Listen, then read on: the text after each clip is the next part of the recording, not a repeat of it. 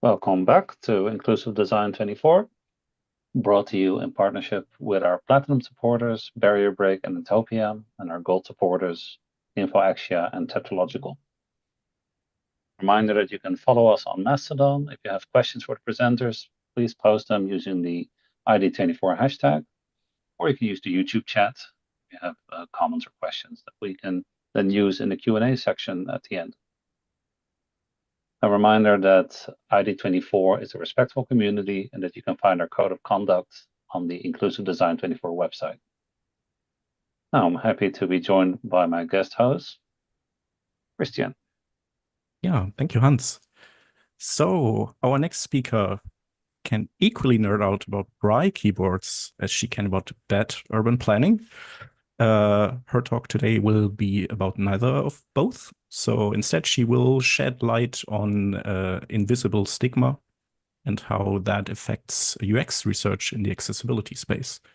So welcome, Laura Wissiak. Please take it away. Thank you very much. Thank you for having me. It's a pleasure to be here, actually, because inclusive design was one of the first conferences I learned about when I started getting into UX design. And now I'm here. So it just feels right to give back to the community a bit. So first up, a bit of a disclaimer, because my topic is super niche, I want to say, but also very faceted. So I will be probably all over the place, but please bear with me. It will make sense in the end. Just trust the process. So what exactly do you think about when you hear stigma? It's kind of a ambiguous term, and I have read about it extensively through my bachelor thesis way back, which now suddenly became relevant when I did research with persons with disabilities. A bit about me first, as a tiny disclaimer. I'm in tech research, R&D with Hope Tech Plus. So my main reference, I want to say, when I talk about, or you will notice the examples I give are mostly focused on blindness and low vision. So just so you know, invisible stigma is not limited to blindness and low vision. It is actually very diverse, but this is usually my go-to example because this is the context in which I have learned about it. Now, I'm also active in a few special interest groups. I write a newsletter and I do some software testing. So I do have multiple dimensions, not just the hardware dimension for, again, assistive tech devices, but also the online dimension. And I like putting them together. And as you mentioned, urban design planning is one of my pet peeves, particularly trash cans, because that was how I started actually sharing my expertise online, because two participants in my research studies kept mentioning that trash cans are just super inaccessible for them, particularly in Vienna, and particularly for people with low vision who use the white cane, because they just do not have a floor presence. And that was one of the first things that stuck with me and stood out, because I thought, how can Vienna be considered such an accessible city if we get such a basic thing like trash cans wrong on accessibility? So that is kind of my background. Now, let's get into it. So what do you associate with stigma? This is a hypothetical customer. Please feel free to drop it in the chat. If you have hot takes on it, I would love to read them afterwards. But in general, I want to say that, besides that one BTS song, stigma is usually mostly negatively used. There can be, well, historically more accurate use it, and also religious uses, where if you think about Jesus on the cross and the stigma on where the nails were. But in general, it is mostly not so nice.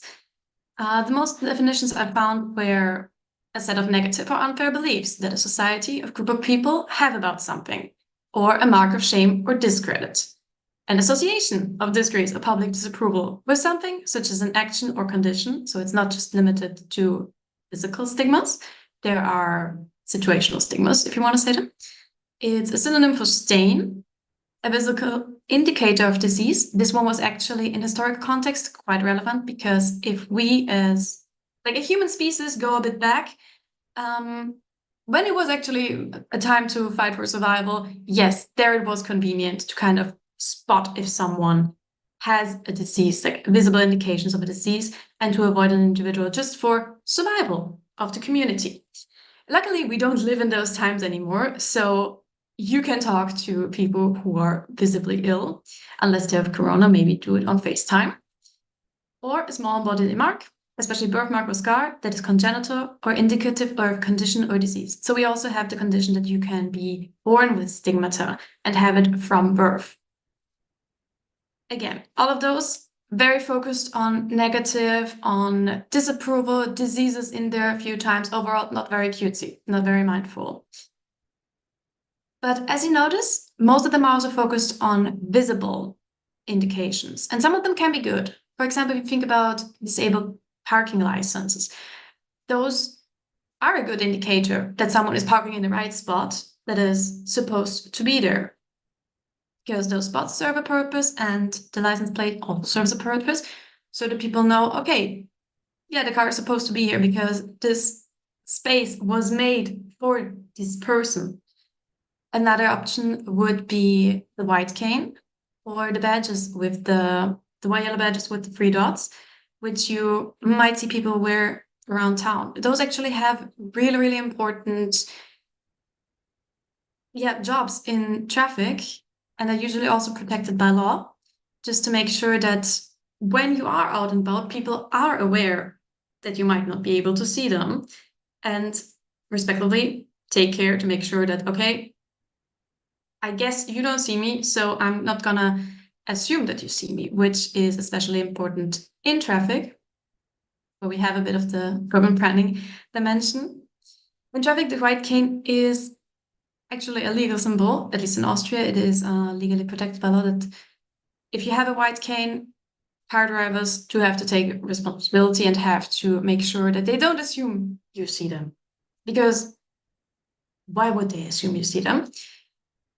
But it also can be quite tricky. For example, in her biography, Yasmin Siblak wrote that while she was doing white cane training, so orientational mobility training, she was just waiting for, to cross the street, basically. The car slowed down, as they should. But then the driver tried to gesture to her that she could just pass, and she didn't notice. She just found out later on when the orientational mobility trainer was hiding just behind the next building, probably. It told her that that was what the car tried to do. Of course, didn't quite work out. So in some situations, it can work pretty well if everyone involved knows what to do and knows what those symbols mean. In others, limited use maybe.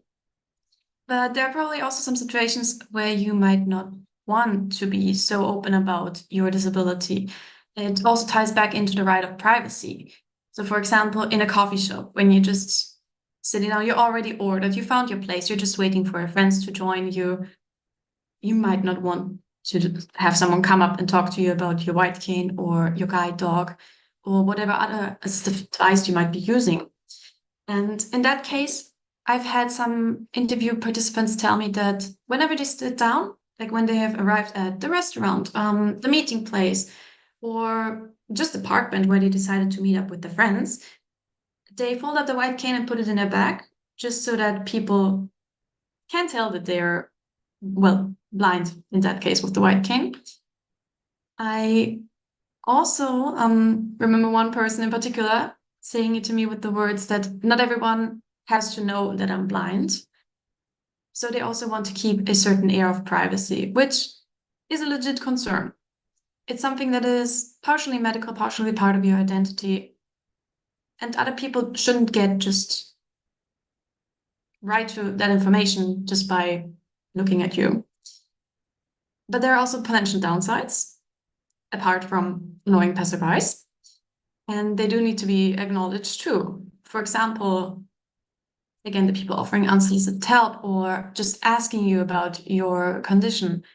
Just because they might come from a good place, it still doesn't entitle them to the information, and you don't have to give them out.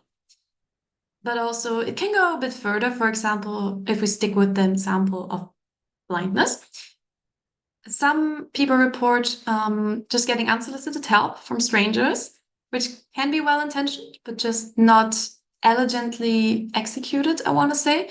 So, for example, if someone comes up and just grabs your arm and assumes you want to cross the street, I think that's a very classic example I've heard repeated through the community a few times already. It goes to the point that support organizations do make kind of lists of, hey, this is how to interact with people with disabilities. And if you break it down, those lists usually come down to be nice, just ask people before you do something, just be a decent human being, be respectful. But while this might be more, well, annoying, there can also be more harmful situations. For example, feeling like an easy target for pickpocketing. This is something I've also noticed in my research for my current assistive tech device, the Sixth Sense, where people were aware that if they carry something that looks visibly like a medical device or visibly like assistive technology, that might hint at them being disabled and might make them, especially in the case of blindness, an easier target for pickpocketing, in their opinion. And it's a good argument because you can't rely on the honor of thieves to keep your belongings safe. But it can also be more dramatic. For example, some women have reported, or well, female passing people have reported attempts of sexual harassment, sexual assault, or even if they haven't experienced, the thought is there. And it is a legit concern if you have a visible marker. And last but not least, this is more like even more systemic issue, like it keeps building on. In workplace discrimination is also still a thing. Even with legal protections in place, it can cause severe issues because you don't know what the workplace culture is like at an interview. And the interview process is there to kind of help you get to know that. So it's always a question, when should you disclose that you have a disability within the process? Nobody can really say what the best indication is, because it always depends on the recruiter you get, the workplace culture of the company you're interviewing for, the hiring manager, and their personal experiences and what previous experience maybe with other individuals. You can't just tell that up front. And it is kind of hard to strike a balance between, okay, how do I ask for accommodations which would help me in the interview process versus how do I make sure they don't see me as kind of less competent or stigmatized, or how do I make sure that their potential stigmatized view of my personal disability doesn't impact their evaluation of my capabilities to perform whatever tasks I need to get done here. So there are a few dimensions, actually a lot of dimensions at play. And stigma is just scattered around all of them because you never know what it is, what exactly you're up against.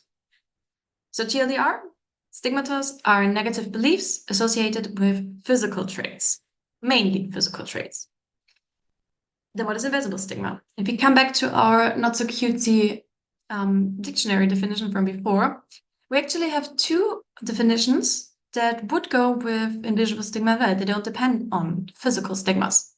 So a set of negative and unfair beliefs about society or a group of people have about something, and an association of disgrace or public disapproval with something such as an action or condition. So condition doesn't have to be a physical condition, like, as I said before, a visible disease, for example. You can also think about autism spectrum condition. That's also something, and that will get relevant more later. So if we think about it, how do we spot something that's invisible? Kind of hard. And for this, we have to make a little detour to invisible disabilities. Now, I think invisible disabilities are quite common these days. Around 70% of disabilities are invisible disabilities or situationally invisible disabilities. But just to keep the playing field level, let's just quickly go over that again. Invisible disabilities are non-apparent one. Surprise, surprise there. Most common example, neurodiversity. So in general, anything that happens in the brain, you usually cannot see that. Unless it has impacts on your mobility, then maybe you can see that. PTOS, for example, so kind of falls into the most common invisible disability because you can be fine, but depending on the situation you are in, you might not be. If there's a sudden temperature change, patients tend to fade, or they don't even have to faint in order to be diagnosed with POTS. It can also be just getting dizzy, getting unwell. There are so many possibilities to it. I've also listed hard of hearingness because this one is a kind of situational in the sense that it depends on how far you are away and how well you might be able to spot the hearing aid or a cochlear implant, or if you even notice it at all. Some people like to wear the cochlear implants quite visible above the hair, and some like to hide them behind their hair. It's an individual preference again. But hearing aids usually have one thing in common. They usually aren't that waterproof. So when it rains, a lot of people just take them out to protect them because, of course, I would too. They are expensive. And those are the devices that allow you to hear. So gotta keep them safe. So if you see a hard of hearing person in the rain and they might not be wearing their hearing aids, you have actually no clue to tell if they are hard of hearing. Same with the low vision people we have talked about before, sitting down at a cafe, enjoying their Wiener Melange. If they have their white cane folded up and are just there by themselves, minding their own business, you don't really have any clues to go off. Maybe they wear a little yellow badge with the 3 dots. Besides that, who would know? Who could tell? So some disabilities are more situational. Well, let's put something in consideration. For example, limb difference. That's not really situational. That is hard to hide, unless you're like out of view, for example. Like on Zoom, might be hard to tell if I have legs or not. But that's something that wouldn't be considered an invisible disability.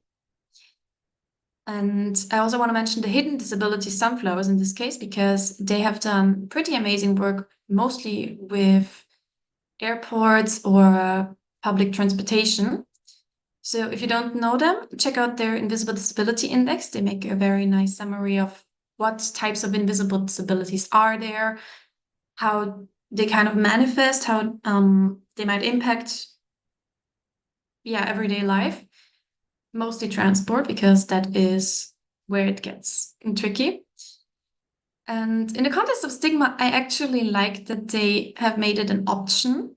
So with invisible disabilities, it's usually the problem that you can't tell that they're there. But with the hidden disability sunflower, you're making the invisible visible. That is kind of their thing. So you do have control over when you show that you are disabled or when you don't. And this is the agency that actually allows you to get the help that you need, especially in stressful situations or in public transport situations, like things that you can't avoid, things that are just part of human life or part of travel, which is in our world now also quite a common occurrence, I want to say, and rightfully so. And so another thing, invisible stigma is not limited to invisible disabilities alone. It is a characteristic of a person that are socially developed but are not readily apparent to others. The socially developed in this case is referring to the characteristics. I think this phrase might not be super clear, so I just wanted to point it out. But it is not limited to disability alone, because socially everything can be developed. Sorry. It actually just depends on the bubble you're in. So if your environment, your social bubble develops one certain thing more than another, there might be more acceptance for disability in your bubble. Actually, if you are like in this live stream, high chances that you have more acceptance for disability in your bubble than outside of, well, the target demographic of Inclusive Design 24. But it can also be based on sexual orientation, gender orientation, ethnic background, mental health, basically anything that you can imagine getting bad press. It is in there. Anything can be stigmatized. That's a beautiful thing with discrimination. It doesn't discriminate what it targets. It's just everything, because that is the human nature. If you can imagine it, probably someone wrote a bad article about it.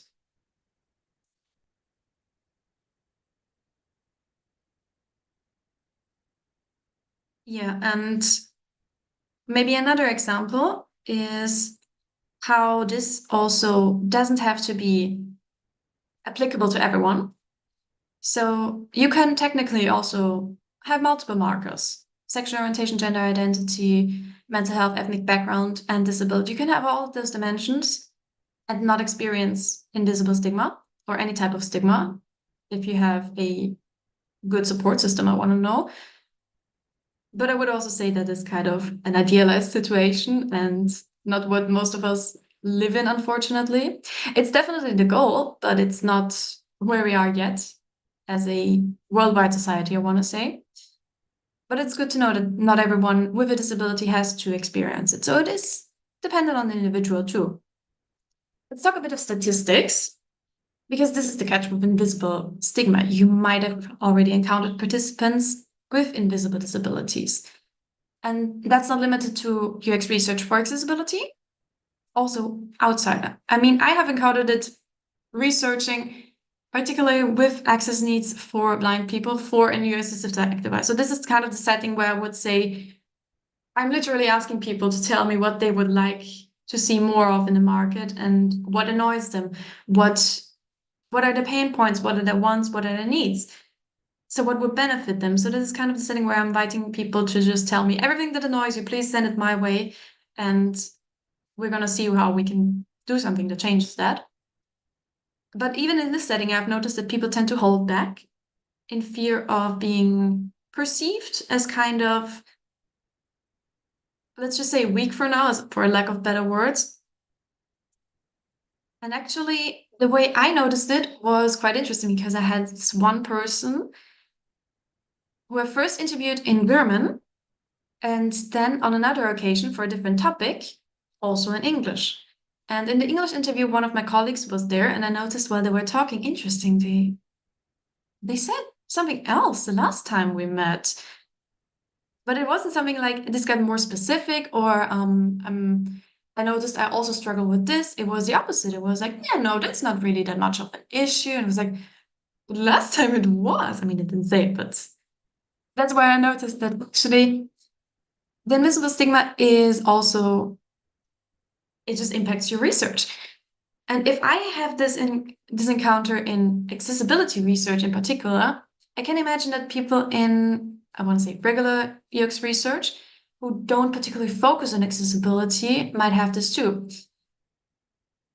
And it is kind of a big annoying factor, because if you're asking people, please tell me what your access needs are, what your ideal accommodations are, and they only tell you 70% of the list, how is this supposed to make something 100% accessible? I mean, I don't like the word 100% accessible anyway, because disabilities are dynamic, so it's unlikely that they will ever be a 100% accessible. But it's something we can strive for, but we need to know what the requirements are in order to fulfill them.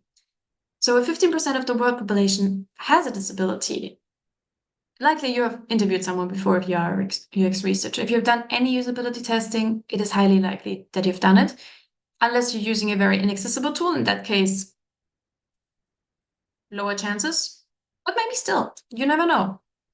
And the keyword for this one here is masking, which you might have heard about in other talks, mostly about neurodiversity. It often comes up, but it is also possible for, applicable, I want to say, in any kind of social interaction almost, because masking is a defensive behavior as a response to social pressure. So this is also where the conforming to societal norms comes in. It is also a safety mechanism. If you don't feel safe enough to share your concerns, to share your experience, you might deflect and just put on the social acceptable mask. And the thing is, usually you're not able to tell that if the only time you're meeting this person is within a closed off usability testing session. You might see them for an hour, You don't know how they usually are, so it's hard to tell if they are masking or if they are not masking. And it can also be conscious or unconscious effort. So if people are consciously masking, which is often the case in at least diagnosed neurodivergent individuals, it is usually a more meticulous mask. If people are unconscious, they don't even know themselves that they're masking, so how would you be able to tell? So what is perceived as a norm, again, depends very much on your own social bubble. If you live in a... Okay, no, let's take another example. If you live more in the online bubble, you probably view all the memes as more normal, and you probably got a few references I dropped before. If you don't, you might not. You might think, why is she talking like that? But yeah, that's an example of problem. Sorry, that is spoilers. Okay. Okay, how can we counteract this in UX research?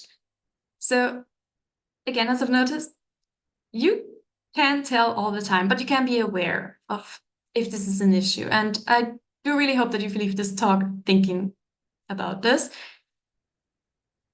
because you can, well, if you're researching how to accommodate disabilities, you're probably more aware about it. But if this is not your day job, which actually, I hope for the demographic here, it isn't, because we need accessibility in all kinds of professions, not just in dedicated accessibility roles. It should be part of everyone's job and everyone's responsibility. So you should be aware about it, no matter where you work. Number one is know your subject. So do your research beforehand. This, again, I'm kind of biased. So in my case, if I know that someone has a blindness, or has a certain type of blindness, I research before that. So this is also why I've built a quite big fun fact repository of different kinds of medical diagnoses, which sound fun to me, but usually the other people are a bit disgusted by that when I tell them about retinal detachments and how that works. But that is something you can research beforehand. So if you know that your interviewee has a disability, you can research it before. You can find out what are the common symptoms, or how does it commonly manifest? What are common challenges, or what are the best accommodations? A really, really good tip on this is research accommodations and find out what the reasoning behind them is. Because just seeing, okay, let's say a ramp should be at least 45 degrees. If we take these accommodations and let's just re-engineer from there, why should it be 45 degrees? So to just again up, because otherwise it's going to be too steep. But if you look more into it, actually 45 degrees is quite steep, and you need a lot of upper body strength to get yourself up if you're using a wheelchair. So if you have this additional knowledge, you can already figure out, okay, this might be kind of an indicator that there's a challenge. So let's maybe ask more into this part. Again, there is very, very much to learn. And it's very unlikely that you are going to learn everything about this in your lifetime. I definitely don't know everything about blindness, but that's okay. I can Google most of the things, and I can find out more just from talking to people in my work. That's why I love my work. I get to learn more every day. But just remember, you don't need to know everything, but you need to be aware that you don't know everything. So just don't assume you know everything. And then person first. And I'm not just talking about person first language. That's also nice to know, but a very individual process. So just follow whatever the person leads with and how they talk about their disability if they choose to disclose them. And if you've done your research beforehand, make sure you put the personal experience of your interview above it. So even if the internet said, this is how what usually happens is like common occurrences or common accommodations, and then your interview partner says, yeah, I do this and this and this, and the overlap between those two topics is 0, just believe your person. Put the personal experience above what you've read on the internet, and prioritize what they tell you because they have the lived experience. They are the expert on their disability and on their life experience. And if you're researching disability accommodations in particular, I would recommend reading up on medical journals also a bit, because one thing I like about them is that they don't talk about disability in a very absolute setting, because academic research usually tends to avoid that as much as possible. So this will give you more of a feeling of it can be like this, but it can also be like this, and this. So medical journals, amazing. At least, again, for different eye diseases, I can recommend. Great. If you're like me, a nerd about it, then it's a great afternoon entertainment. So if you have now kind of spotted that the person you're talking to has a disability and is kind of on the verge of disclosing it, or they have disclosed it, but don't really feel like giving too much about them. They kind of want to, appear more casual about it than you would maybe like for the sake of finding accommodations. Maybe you want to resort to trying a third-person view, where you take it away from the individual experience and go more on a hypothetical scenario. So when you notice that individual stigma is at play, you can ask about, and do you know someone else who has troubles with this? Or do you know someone else where this is an issue with? From your experience, what might be issues in this setting? And then explain a hypothetical scenario or something that you are working on, and kind of make sure that it's not you talking to the person and interviewing them about their disability, but kind of you and the person trying to solve the issues together. So you might have heard this before. I think it's quite common that a good problem-solving strategy is not it's me and you, me, the problem versus you. It's you and me versus the problem. So try to take the problem and put it in a third-person perspective, because for some people it gets easier to detach themselves and detach their own identity from that, which helps them become more objective and might allow them to just loosen up a bit and not make it just not make it so personal. This can actually help give you a lot more insights on things that might be very minor to them. So for example, if you are using public transport every day, again, my go-to example as a person with blindness, preparing the routes might not be such a big occurrence to you, because that's just what you do. That's planning the route is just part of getting from point A to point B. But for me as a researcher, of course, that's what I want to know about, because I don't really consider planning meticulously which trains to take, if there have to be low floor carriages, accessible carriages, in order to get from point A to B, how much time I have to plan. I usually just open the Google Maps app and say, okay, this connection has the least transits, I'm going to take that. But those are the things that people might not be actually thinking about consciously, because they're so used to it, it just becomes second nature. It just becomes habit at this point that, oh yeah, I want to go to a cafe. Either I know the route already by heart, or I just have to prepare it and I have to check, how do I get there? How many turns? Where do I have to get out of the bus? Do I have to go left or right first?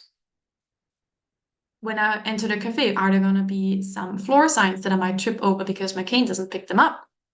All those things which might become second nature if you're just used to it can actually be what you want to look out and research. Last but not least, and probably the most important takeaway for today, just be a nice person. Basic human decency can get you very far in UX research.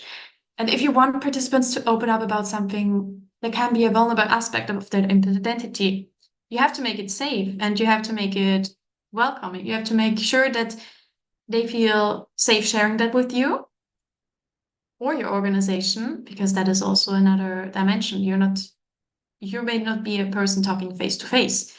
You might be just a little tiny Zoom window like I am now. So be respectful, be welcoming, make sure it's a safe space. And I think this actually applies to all types of UX research. This is what we strive for usually. But just make sure, be a nice person, be respectful. That was actually already most of my talk. I have prepared a little takeaway slide, so feel free to screenshot it now for future reviews.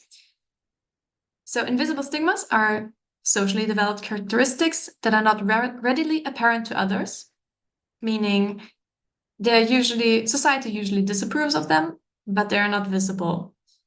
Invisible stigma is not limited to disability dimension alone. It can also affect anything, basically.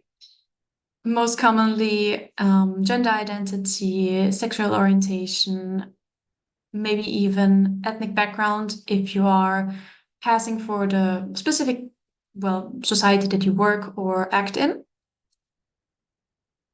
Not every person with a hidden disability or maybe also visible disability experiences invisible stigma. It's very much a case-by-case basis and depending on the bubble you live in and your support system. Respect the statistics. So don't forget 15% of the world population is estimated to have a disability. The bigger your sample size, the higher the chances are you have met someone with a disability before, and the bigger the chances of a disabled demographic being included in your sample size. So be aware of that. Learn about disabilities and always try to enrich your findings with context. Again, make sure that the personal experience stays above what you read on the internet, because we still want to bring the human first approach to UX design, UX research. Anything we do here is targeted actually to benefit people, like humans, individuals, not just a kind of generic persona on the internet, because none of us is this generic persona.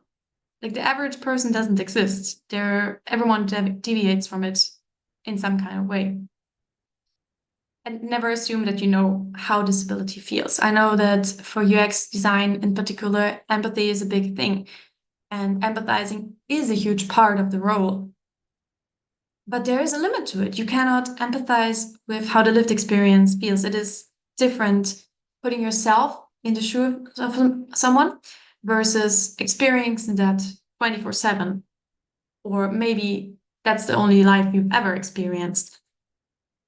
So never assume you know. And last but not least, just make it safe to be vulnerable, because that will invite participants to share, and you will get the best results from being open, welcoming, and respectful. So that was everything. This is where you find me if you want to read more about inaccessible trash cans in English, German, or Japanese. Go to Accessibility first. If you want to see what I'm up to, either go to my website, laura-wissiak.com, or at laura_A11Y on basically any social media. If you want to follow the development process of HopeTech, it's either HopeTech or HopeTech Insights on LinkedIn, or hopetech.vision in the internet. It's great, Laura. Thanks. It was a great talk. Yeah, thank you very much. Yeah, thank you for having me. Do we have any incoming questions, Christian? We had one question from Leonie. So she asked, when researching into stigma, how do you factor in people's general tolerance towards the behavior of others? As in, their reactions or responses that I know really bother other people with disabilities, but don't bother me. It's not a matter of right or wrong, it's just a difference of feeling. Yeah, that's a good one, because as I said before, it is super situational and it's super individual. So I've actually met a few people who are very open and very comfortable in their disabled identity. And they say upright, it doesn't bother me if small kids stare at my cane, for example. But for other people, and I've noticed there's kind of a switch between it does impact like when you acquire your disability in life. So for example, people who, again, I'm sticking with blindness, but acquired their disability later on in life, for them it feels harder to adapt.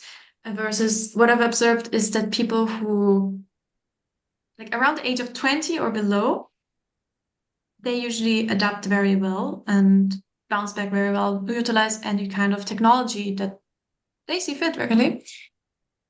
They usually don't have that much issue with accepting a disabled identity, and then it's more of a mood thing. Like on some days, negative reactions from others might be more of an annoyance, but on other days, they just don't seem to care much. Again, this is kind of the human component that we, yeah, just can't predict.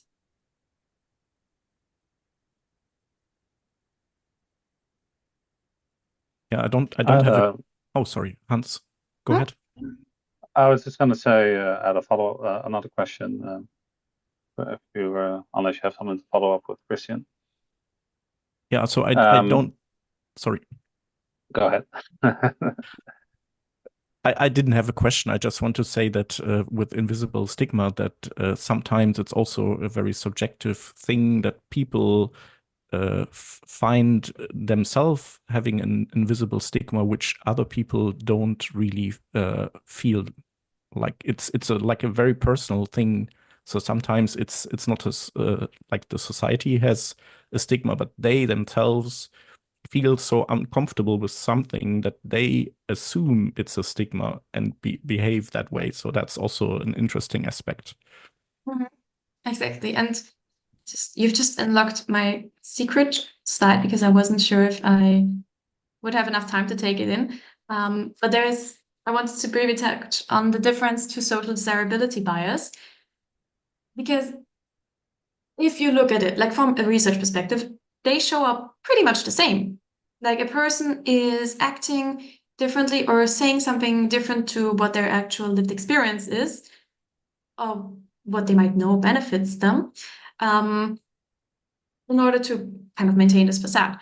So it shows up different. It shows up the same, but kind of the roots are different. Invisible stigma, it is more, yeah, stigma in general, it is more individual. So because we don't really know how people react to stigma, what their education on it is, maybe.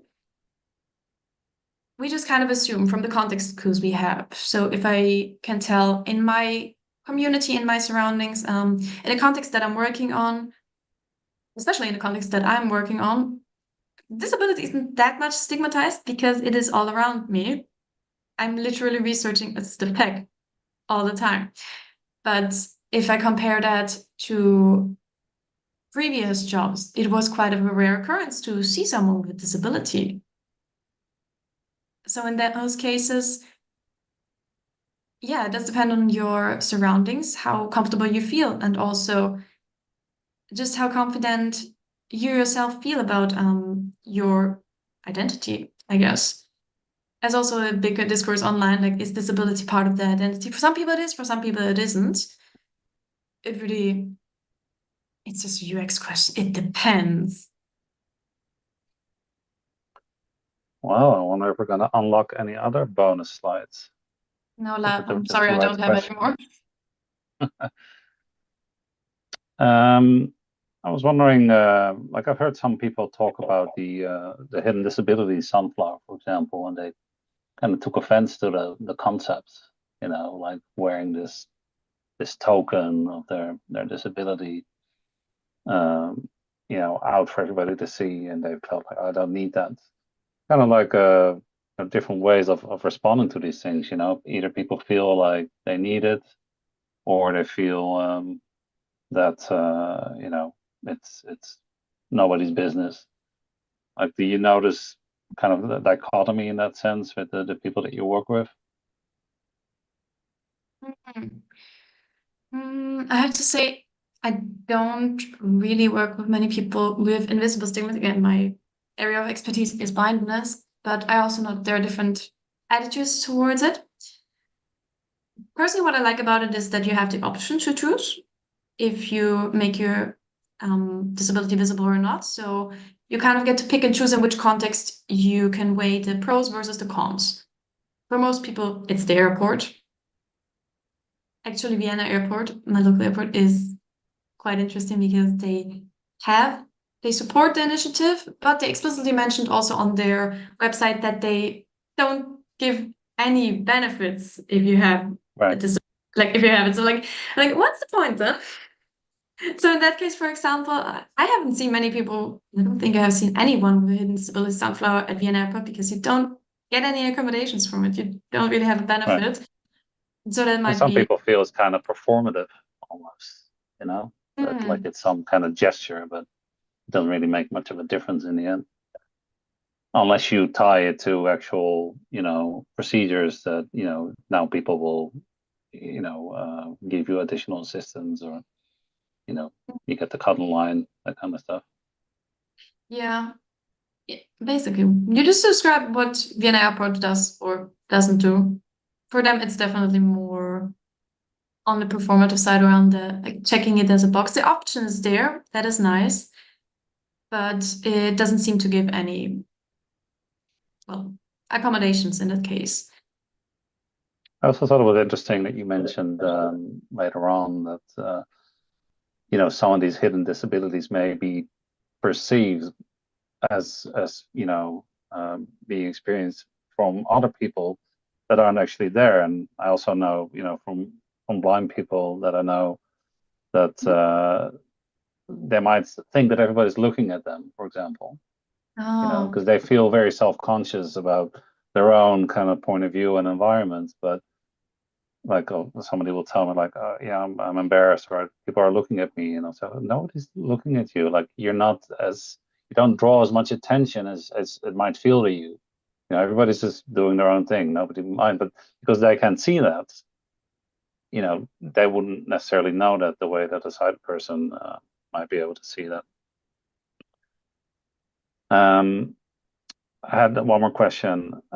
You talked about the individual experience and the lived experience, and how that should always take precedence. I was wondering if the masking that you talked about, whether it's subconscious or unsubconscious, isn't that also part of that individual and personal experience? So how do you balance, the always believe in the person rule versus, trying to kind of unmask them and, identify that they're masking when they say that, they don't have an issue with a specific disability?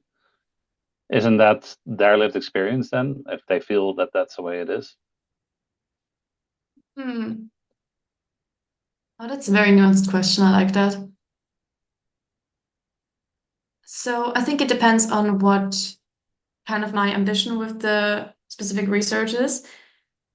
Mostly it's kind of uncovering the recommendations that need to be put into place. And if I notice that people kind of hold back on things that might get us closer to actually putting accommodations in place and developing something that might benefit them in the end, that's kind of the point where I start to guess, like, is this person masking? Is this person kind of trying to put on a facade? Because I don't usually go into an interview assuming, again, in accessibility, I kind of assume that people who are willing to talk to me about their access needs will actually tell me their access needs. But if I notice people might be holding back, that's where I kind of assume, like, okay, let's imagine this person might be masking. What might they be able then to you kind of need a lot of background knowledge to know, like, some people show up like this, some people show up like this. Everything is individual. Right. So there's times where you need to kind of take it on a case-by-case basis and think, okay, well, in this case, this person would really benefit from maybe realizing that they're constantly hunched over to their screen, and they could benefit from, magnification or a larger screen or a swivel arm or something like that. I guess it's kind of an individual case-by-case scenario. Yeah. But I think in general, disability is such an individual thing. It's just, you can't just say, this is standardized protocol to do everything. You kind of have to prepare for most scenarios. You can't never prepare for all scenarios. building a bit of background knowledge, it helps. But I also Right. like your third person trick. So that's a fantastic thing to do, because I think that allows these people to be both, like to still pretend not to be like affected, but like to show empathy for other people that are similarly affected without, and they can still maintain that role of like, so I'm a bit different.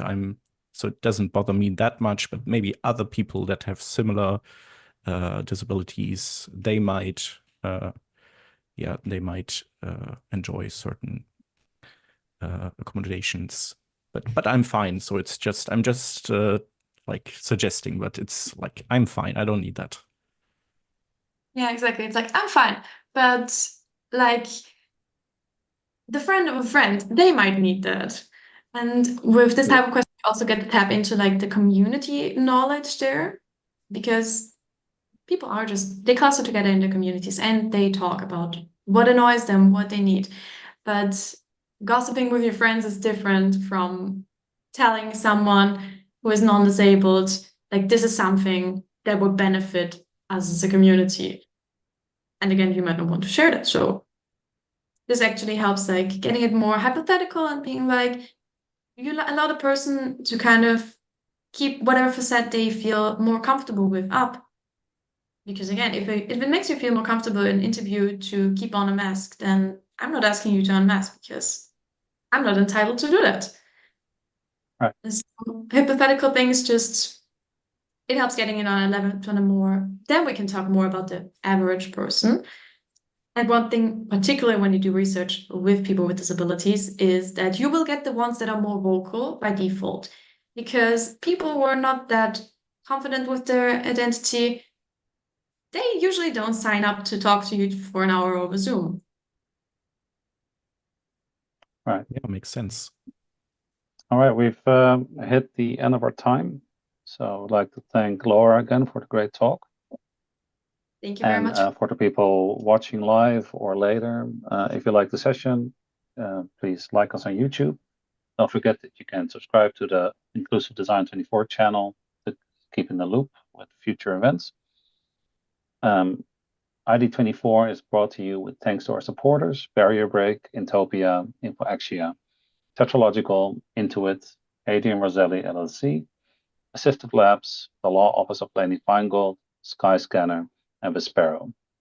And we'll be back with another ID24 session at the next hour.